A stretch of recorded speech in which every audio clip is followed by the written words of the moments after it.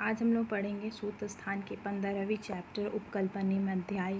ठीक है, इस अध्याय में आप टॉप पे इंक्लूड डाल दीजिए, लिख लीजिए, नोट डाउन कर दीजिए कि इस अध्याय में हम लोग संसर्जन कर्म के बारे में पढ़ेंगे। ठीक है, तो श्लोक नंबर जो 3 है उसमें बताया गया संभार द्रव्य की इकट्ठा करने के हेतु, यानी कि हम कोई भी प्रोसीजर कर रहे हैं, वमन विरेचन करा रहे हैं, प्रदान कर्म कर रहे हैं, तो उसके पहले हमें वो सारी चीज़ें इकट्ठा करके रखनी होती है कि उनमें कौन कौन सी चीज़ें उपयोग आएगी और उनके उपद्रव होगा तो कौन सारी मेडिसिन्स काम आएगी और उनके प्रधान कर्म कराने में कौन सारी मेडिसिन्स काम आएंगी। तो ये सारी चीज़ें क्या है कि पूर्व कर्म में सारी चीज़ें इकट्ठा करके रखना, इसको संभार द्रव को इकट्ठा करना कह सकते हैं। ठीक है, कि ऐसा नहीं हो कि जब इमरजेंसी कंडीशन आए तब हम उस चीज़ को ढूंढने जाएँ या फिर लाने जाएँ। तो इस सारी चीज़ों को क्या है कि पहले से इकट्ठा करके रख लिया जाता है, यानी ये सारी चीज़ें पूर्व कर्म में आती है और उन चीज़ों को इकट्ठा कर लेना, संभार द्रव को इकट्ठा कर लेना। इन द्रवों को इकट्ठा करने पर जो श्लोक नंबर 4 है कि संभार द्रव्यों की आवश्यकता के बारे में अग्निवेश को शंका होती है। जो अग्निवेश जो इनके शिष्य हैं पुनर्वसु आत्रेय, उनको शंका होती है। उनका कहना है कि सम्यक प्रयोग निमित्ता ही सर्वकर्माण सिद्धरिष्टा व्याप च सम्यक प्रयोग निमित्ता। अर्थात कहने का मतलब ये है कि यदि हम निश्चित पूर्वक ठीक रूप से जब हम औषधि का प्रयोग किए हैं तब उसका फल निश्चित रूप से ही होगा। यानी हम कोई भी पेशेंट को वमन विरेचन करा रहे हैं और जितना जो चीज़ें बताई हुई है उनके अनुसार हम करा रहे हैं उस पेशेंट को, तो वो निश्चय ही फल देगा। ऐसा नहीं है कि वो मतलब नहीं फल देगा या ऐसा है कि सम्यक वेग नहीं होगा, अति योग हो जाएगा। तो हमें पहले से चीज़ें इकट्ठा करने की क्या आवश्यकता है संभार द्रव में, हमें आवश्यकता ही क्यों है, इसके उसको लेकर उपयोग जो श्लोक नंबर 5 है आंसर बताया गया। उपयुक्त शंका पर भगवान आत्रेय का वैज्ञानिक उत्तर आया। उन्होंने बताया है कि श्लोक हाईलाइट कर लिया, सूक्ष्माणि ही दोष भेषज देश काल बल शरीर हर शातम्य शत्व प्रकृति शाम स्थानांतराणी। यानी कि उनके गुरु का आंसर क्या आया है, उन्होंने बताया है कि चीज़ें इसलिए इकट्ठा करना जरूरी है क्योंकि दोष औषध देश काल बल शरीर आहार सातम्य शत्व प्राकृतिक और आयु की आवश्यकता अवस्थाओं के भेद इतने सूक्ष्म है कि इनका विचार करते हुए अत्यंत निर्मल और अधिक बुद्धि वाले पुरुष की बुद्धि भी घबरा जाती है, फिर अल्प बुद्धि वाले मनुष्य की बात ही क्या है। इसलिए क्या है कि ऐसी विपत्ति ना आए। ठीक है, उन विपत्ति अगर आ भी जाए तो उनके बचने के लिए हम सारी चीज़ें पहले से इकट्ठा करके रखते हैं। इसलिए मैं दोनों बातों का ठीक रूप से उपदेश कर रहा हूँ। औषधियों का सम्यक प्रयोग, असम्यक प्रयोग करने से जो विपत्ति उत्पन्न होती है उन उपद्रव के प्रतिकार आगे सद्य स्थान में कहे गए हैं। ठीक है, अब आते हैं जो सिद्ध स्थान है वो आपको पार्ट सेकंड चरक में मिलेंगी, आप सिद्ध स्थान वहाँ पे पढ़ेंगे। ठीक है, अब आता है कि श्लोक नंबर जो 6 है विविध संभारों के संक्षेप में गणना। यानी कि जो जहाँ संभार कहने का मतलब यहाँ पे हॉस्पिटल का लेना देना है कि हॉस्पिटल कैसा होगा, जो हम करा रहे हैं, जो भी प्रोसीजर करा रहे हैं उसमें हॉस्पिटल कैसा होगा, तो इसकी गणना इसमें की हुई है। आप इसको पढ़ लीजिएगा हिंदी में कि बोला गया, एक बार थोड़ा सा मैं पढ़ लेती हूँ। इस समय अनेक प्रकार की सामग्रियों का संक्षेप उपदेश कर रहे हैं। वास्तु विद्या और कुशल संशोधन कार्य करने के लिए सबसे पहले एक उत्तम घर बनवाएं, जो घर दृढ़ हो, निवास स्थान में हो, उस घर में हवा आने के लिए एक झरोखा बनाओ, इत्यादि इत्यादि जो भी चीज़ें हैं, इक्विपमेंट जो भी यूज़ होते हैं संभारों में, वो सारी चीज़ें मतलब वो कैसी होनी चाहिए, इनकी गणना इस चैप्टर में यहाँ पे की गई है। नेक्स्ट आते हैं कि संशोधन वमन विरेचन कर्म की प्रक्रिया। ठीक है, पहले हम लोगों ने जो चैप्टर 12 और 13 थी, ठीक है 13 और 14 थी, 13 और 14 थी, वहाँ पे हम लोगों ने स्नेहन और स्वेदन को पढ़ा था। ठीक है, अब आता है यहाँ पे संशोधन कर्म। संशोधन कर्म में आता है वमन और विरेचन की प्रक्रिया यहाँ पे बताई गई है। उसके पहले पूर्व कर्म का विधान। अगर हम किसी भी पेशेंट को वमन और विरेचन देना है या देना चाह रहे हैं या फिर कोई डिजीज़ है उसके अनुसार उनको वमन और विरेचन देना है, तो उनके पहले का पूर्व कर्म सबसे पहले स्नेहन और स्वेदन ही होता है। ठीक है, बोला गया यहाँ पे कि इस प्रकार गृह का निर्माण और गृह की सामग्रियों के संग्रह हो जाने के बाद जिस व्यक्ति को संशोधन कराना है उसको स्नेहन और स्वेदन कर लें। यानी पहले तो हम लोगों उसको पहले बता दिया कि गृह कैसा हो, संशोधन का कक्ष कैसा हो। अगर संशोधन कक्ष बन गया तो हम उस पेशेंट को स्नेहन और स्वेदन कराएंगे। स्नेहन स्वेदन करते समय यदि रोगी की शारीरिक या मानसिक कोई तीव्र रोग सहसा आ जाए तो सबसे पहले उस रोग को शांत करने का प्रयास करना चाहिए। देखो क्या होता है स्नेहन स्वेदन क्या होता है, इससे क्या होता है डोज ढीला होता है। स्नेहन से डोज ढीला होता है, स्वेदन से डोज गतिमान होते जाते हैं। तो ऐसा करने से उस समय अगर कोई रोग उत्पन्न हो जाए, ठीक है, तो उसको शांत करने का प्रयास करना चाहिए। जब वह तीव्र रोग शांत हो जाए तो जितने दिनों की चिकित्सा करने से रोग शांत हुआ उतने ही समय तक रोग पुनः ना आ जाए, इसलिए उसके अनुकूल चिकित्सा आदि कार्य करना चाहिए। ठीक है, उसके बाद ही कोई प्रोसीजर करना चाहिए। जितने दिन तक चिकित्सा हुई है उस रोग को शांत करने के लिए उतने दिन तक नहीं करना है, उसको वेट करना है कि वो फिर से ना हो जाए। ठीक है, तो यही पर बोला गया नीचे कि कोई भयंकर व्याधि चाहे वो शारीरिक हो या मानसिक हो आ जाए तो उसकी चिकित्सा शीघ्र ही करनी चाहिए, और जितने दिनों में चिकित्सा करने से रोग शांत हो जाए तो उतने ही दिनों में रोगानुसार पथ्य देकर स्वस्थ कर लें। यदि वमन औषध पुनः पिलाने आवश्यकता समझे तो स्नेहन स्वेदन करने के बाद ही वमन औषध पिलाएं। ठीक है, अब यहाँ से शुरू होता है वमन कर्म। स्नेहन स्वेदन जो था हम लोगों पहले चैप्टर में पढ़ लिए हैं, उसके साथ साथ हम लोगों ने जो भी संभार कक्ष होते हैं कैसा होना चाहिए सारी चीज़ें पढ़ ली हैं। वमन विरेचन जो है उनके पहले हम लोग स्नेहन स्वेदन करते हैं, ये सारी चीज़ें हम लोगों ने पढ़ ली। ठीक है, अब पढ़ते हैं वमन कर्म। ठीक है, वमन कर्म कहने का मतलब है, यहाँ पे आप हाईलाइट कर लीजिएगा सुखोष्ण प्रजीर्ण भत्ता। ठीक है, बोला गया कि जब शारीरिक और मानसिक तीव्र व्याधि शांत हो जाए तो रोगी के स्वस्थ हो जाए, स्नेहन स्वेदन उचित रूप से जिस व्यक्ति का हो जाए, ऐसे व्यक्तियों के प्रसन्न मन को देखकर जो व्यक्ति सुखपूर्वक रात्रि में शयन कर चुका हो, जिसका पहले का खाया हुआ अन्न अच्छी प्रकार से पच गया हो, जो शरीर में स्नान कर चुका हो, अपने शरीर के में चंदन आदि का लेप अच्छी प्रकार से किया हो, फूलों की माला धारण किया हो, जो बिना फटे हुए सुंदर वस्त्र का धारण किए हो, जो व्यक्ति देवता अग्नि ब्राह्मण गुरु वृद्ध और वैद्य की विधिपूर्वक पूजा कर चुका हो, उससे अच्छे नक्षत्र तिथि कारण मुहूर्त ब्राह्मणों का शतवाचन कराकर मंत्रों की अभिमंत्रित मधुमलेठी सिंधा नमक हाईलाइट कर लीजिएगा, मधुक शंधव फाणित लोहिता मदन फल कषाय मात्रा पायेत। इस चीज़ को हाईलाइट कर लीजिए, श्लोक नंबर 9 में है। और हिंदी में देख लीजिए कि मधु मुलेठी सेंधा नमक राब से युक्त मदन फल कषाय की मात्रा में पिलाएं। ठीक है, यहाँ पे कषाय की मात्रा मदन फल कषाय की मात्रा में उनको पिलाना, ये सारी चीज़ें उनको वमन कराने के लिए। कब?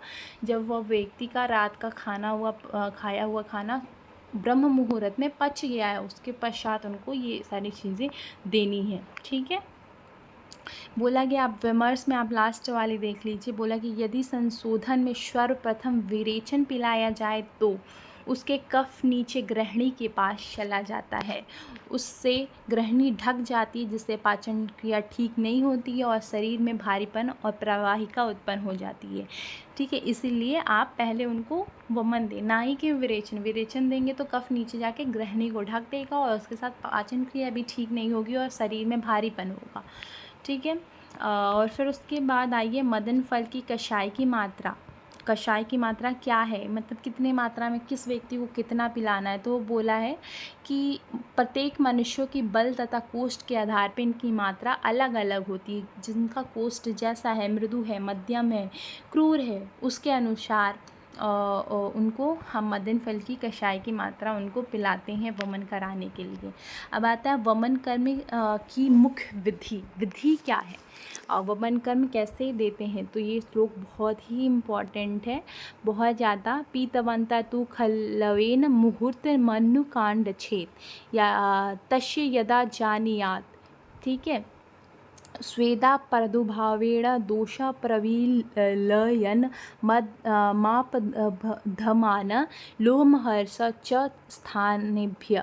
ठीक है, स्वेद प्रादुर्भावेण दोष प्रविलयन मापधमान, इसको फर्स्ट कर लीजिए। ठीक है। उसके बाद लोमहर्ष च स्थानेभ्य प्रचलित, दूसरा कर लीजिए कुक्षी क्षमाध्यापनेन च कुक्षी मनुगता, तीसरा कर लीजिए हर्लाश्य श्रावणामभ्यापी चो ऊर्ध्वमुखी भूतत, ये कर लीजिए चौथा। तो ये वमन कर्म की मुख्य विधि का वर्णन किया गया। बोला कि वमन द्रव्य की विधि पूर्वक पिला देने के बाद एक मुहूर्त की प्रतीक्षा करें, ठीक है। जब उसके सिर पर या शरीर में पसीना आने लगे तो समझना चाहिए कि दोष पिघल रहा है, ठीक है। तो वही है स्वेद प्रादुर्भावेण दोष प्रविल्यनमापद्धमान, यानी कि जब वो पसीना आ रहा है तो ऐसा समझ लीजिए कि दोष पे क्या है कि पिघल रहा है, ऐसा टाइप।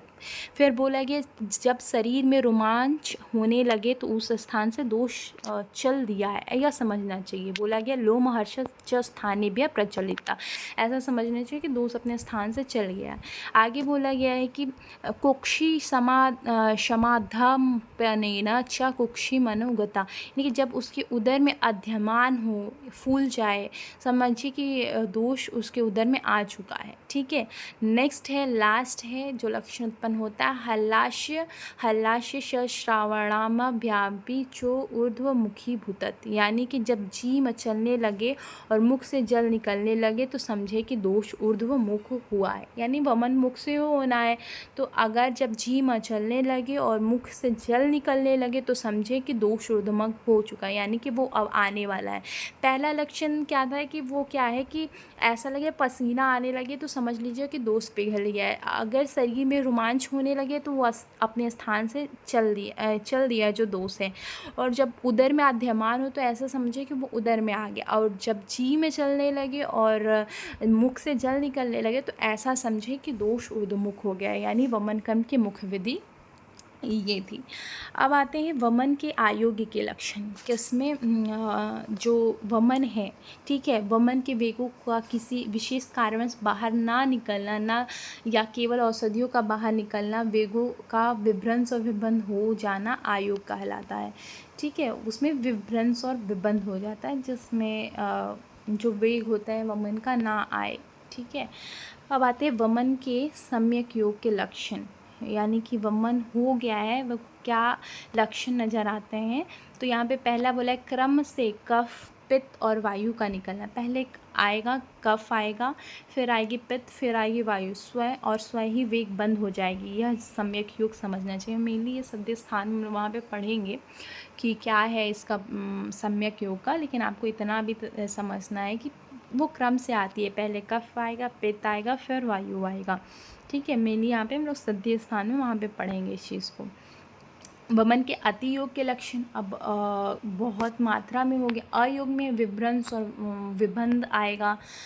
वमन के योग में पहले कफ आएगा, पित्त आएगा, वात आएगा। वमन के अति योग में क्या होगा कि अधिक मात्रा में वमन हो गया, उसमें क्या लक्षण आएगा, वमन के अधिक हो जाने पे झागदार रक्त की चंद्रिकाएँ निकलती है और वह अति योग के लक्षण है वमन के, ठीक है। वमन कर्म के अति योग तथा आयोग से उपद्रव क्या है, ठीक है। वमन के इनके जो उपद्रव हैं मेनली की 10 बताए गए हैं। वमन के औसत के अति योग और आयोग के निम्न उपद्रव हैं, जैसे कि पेट का फूलना। आप श्लोक याद कर लीजिए, श्लोक इम्पॉर्टेंट है। अगर श्लोक याद हो जाएगा तो इसकी जो हिंदी लिखी हुई है वो भी याद हो जाएगी, ठीक है। वो कौन कौन सी है, आद्यमाना परिकर्तिका परिश्राव हृदयोपशर्ण अंगमर्दो ग्रहो जीवादान विभ्रंश स्तंभ क्लम श्रुत्यु उपद्रवा, मतलब कि पहला पेट का फूलना, गुदा में कैंची कटने के समान पीड़ा होना, परिकर्तिका अर्थात मुख से लालाश्राव, हृदय ग्रह, अंगों की जड़ता, शरीर की वेदना का अनुभव होना, जीव रक्त का निकलना यानी रक्त निकलना, और फिर औषधों का विभ्रंश होना, शरीर का जकड़ जाना, बिना परिश्रम किए हुए थकावट का अनुभव होना, ये सारे उपद्रव। यानी कि अगर वमन हमने औषध दिया या वो नहीं हुआ या फिर वो बहुत मात्रा में हो गया तो ये इनके उपद्रव स्वरूप नज़र आते हैं। आप श्लोक याद कर लीजिए, आपको 10 नाम जो हैं वो आपको याद हो जाएंगे, ठीक है। अब यहाँ पे बोला क्या है कि वमन के कर्म के बाद अगर उनको हो गया है सम्यक, चाहे हम लोगों ने हो गया, तो उसमें क्या उसको पिलाते हैं, वमन के बाद धूम्रपान पिलाना होता है। सम्यक रूप से वमन हो गया है, यह देख कर रोगी को हाथ और पैर और मुख को भली प्रकार धो करके एक मुहूर्त मात आश्वासन दे के स्नाहिक या वैरचिक या उपशमनीय धूमों में से कोई एक धूम आवश्यकता के अनुसार पिलावें। ठीक है, बाद में पुनः जल से हाथ धोकर मुख को धो लें। यानी कि स्नेहिक, वैरचिक या उपशमनीय कोई भी तीनों में से कोई एक उनको धूम्रपान पिलाना है अगर सम्यक वमन हो चुका है। क्यों पिलाना है? क्योंकि जितने भी कफ बचे हुए हैं वो सूख जाए, वो भी ख़त्म हो जाए उसके लिए। ठीक है, अब यहाँ पे आता है, नेक्स्ट आता है कि संसर्जन कर्म। संसर्जन कर्म में क्या होता है कि हमने वमन कराया, उनको सारी चीज़ें औषधि, इसमें क्या होता है, रोगी का जो अग्नि होता है वो होता है कम हो जाता है। तो उस अग्नि को फिर से वृद्धि कराने के लिए हम उस पेशेंट को संसर्जन कर्म कराते हैं। और संसर्जन कर्म क्या है, बहुत इम्पॉर्टेंट टॉपिक है और एग्ज़ाम में लॉन्ग क्वेश्चन में भी आ जाता है। जो यूनिवर्सिटी बेस्ड एग्ज़ाम रहते हैं उसमें आ जाते हैं लॉन्ग क्वेश्चन में। तो ये द्वादश काल की का संसर्जन कर्म होता है। ठीक है, एक होती है प्रवर मात्रा, वो 12 अन्न काल की होती है, मध्यम होती है 8 की, अवर होती है 4 की, जो प्रवर होती है 7 दिनों तक चलती है, मध्यम 5 दिनों तक, अवर 3 दिनों तक। और यह इसको अभी हम लोग समझेंगे फ्लो चार्ट से। बाकी ये क्वेश्चन जो है बहुत इंपॉर्टेंट है, आती है एग्ज़ाम में लॉन्ग क्वेश्चन में। चलिए देखिए, संसर्जन कर्म मैंने क्या बताया था, एक होती है प्रधान मात्रा, एक होती है मध्यम मात्रा, एक होती है अवर मात्रा। ठीक है, और यह क्या है, 7 दिनों तक की चलती है। ठीक है, जो प्रधान मात्रा है वो 7 है और जो मध्यम मात्रा है वो 5 है। ठीक है, और उसके बाद जो आपकी ये मात्रा है, अवर मात्रा है, वो आपकी 3 दिनों तक की है यहाँ पे। तो जो प्रधान मात्रा है उसमें हम लोग क्या उस पेशेंट को देते हैं, तो आप याद रखिएगा कि हम उस पेशेंट को देते हैं पेया, विलेपी, अकृत्यूष, कृत्यूष, अकृत्यूष, कृत्यूष और सामान्य भोजन। ठीक है, तो ये सारी चीज़ें हम लोग उन पेशेंट को देते हैं। तो ये ऐसे साथ साथ ये जो 7 दिनों तक होती है प्रवर मात्रा, आप 7 दिनों की, और जो मध्यम मात्रा है आप 5 दिनों की, और जो अवर मात्रा वो 3 दिनों की। तो इस चीज़ को आप इस टेबल को याद कर लीजिएगा और ये टेबल आप एग्ज़ाम में बनाइएगा, संसर्जन करने के लिए बहुत ही इम्पॉर्टेंट है। तो हम लोगों ने देख लिया है कि वमन के 10 काल के संसर्जन कर्म होते हैं। पहली प्रवर मात्रा, मध्यम मात्रा, अवर मात्रा। प्रवर मात्रा 7 दिनों की और मध्यम मात्रा 5 दिनों की, अवर मात्रा 3 दिनों की। ठीक है, अन्नकाल 12 अन्नकाल की होती है, वो 8 मध्यम 8 की होती है और अवर 4 की होती है। और उनको देते क्या हैं, क्रम से देते हैं। देखिए यहाँ पे हाईलाइट कर लीजिए इसको, ये जिसकी मैंने बात की थी, पेया, विलेपी, विलेप्यम कृत, कृत च यूष रश त्रिदृश थैव कश्य रश्य क्रमेण सवेत विशुद्धकायो जंघन ध्यायवर शुद्धि और शुद्धि। यानी कि जो क्रम थी अन्य काल की यही थी कि पेया, विलेपी, अकृत्युष, कृत्युष, अकृत मांसरत, कृत मांसरत। ठीक है, ये सारी चीज़ें चल रही थी, जो चीज़ें हम लोगों ने टेबल्स में देख ली है।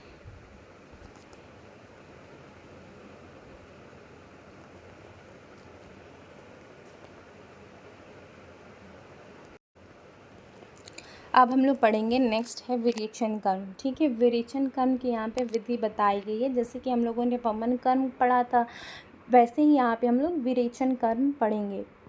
इसमें आप त्रिवृत्त कल्पम अक्ष मात्रा, इसको हाईलाइट कर लीजिए कि विरेचन कराने के लिए त्रिवृत्त कल्प जो है अक्ष मात्रा की लेते हैं।